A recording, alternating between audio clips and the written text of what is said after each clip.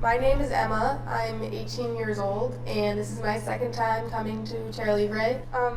I think that the first time I came, when I left, I felt like guilty. I think was probably my main feeling. I felt, for a long time, I was unable to recognize my own privilege.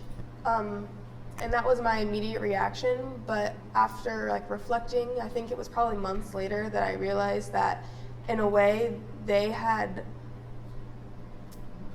their lack of privilege helped them, because the things like money and materialistic goods, they didn't have to worry about that. It was just about love, and it was just very genuine.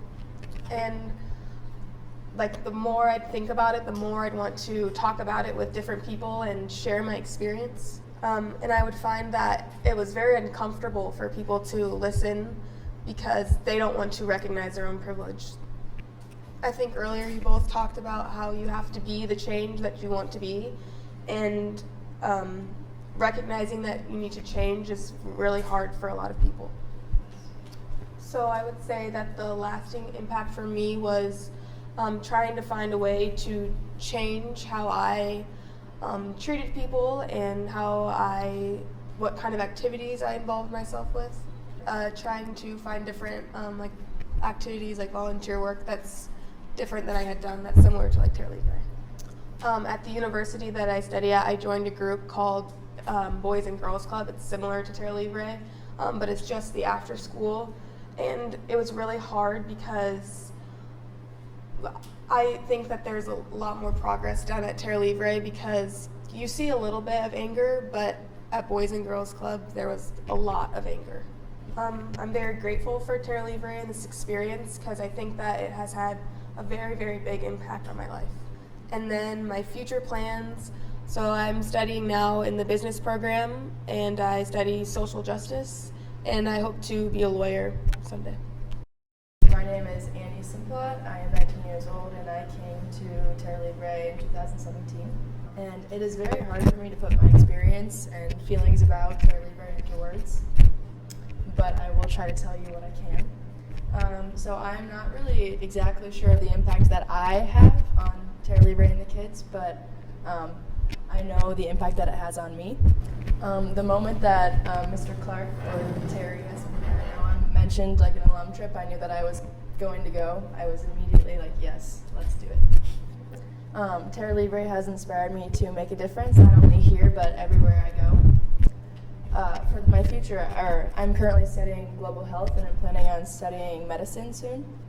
And my goal someday is to take practice my medicine somewhere in other countries, third world countries, where people, where I can help. And without Terra Livre, I don't think that I would have realized that this is what I want to do with my life. My name is Paige. I'm 18, and I've been coming to Terra Livre for 4 years now. And whenever people find that out, they're always like, why? Why do you keep doing this? This is a long ways to go. And like Annie said, it's really hard for me to put it into words and explain how much Terra Livre means to me. But I truly feel like I've found a home here with the kids and with my host family. Sorry. And what I think about not being able to come back or leaving the kids, I get really sad because it truly is incredible how much the kids have impacted me, and their joy and their just constant love. And not only are they impacting me, but I can truly see what I'm doing for them too. I remember the first time I came here, I met a little girl, and she didn't speak. And we got really close, and she felt attached to me, I could tell. She'd follow me around, she'd hold my hand. She didn't speak, but still we had a connection. And then on the last day of the week at the center, she opened up. She was laughing and having the biggest smiles that I'd seen from her the whole entire week.